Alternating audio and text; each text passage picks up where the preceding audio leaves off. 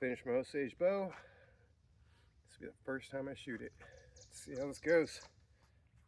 Glasses on in case it explodes. Who knows?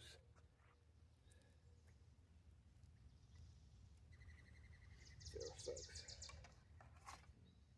The problem with some of these arrows is they don't click in properly. There we go, that's a good arrow. I don't have a knock on yet because I don't know where to shoot it from. Not bad.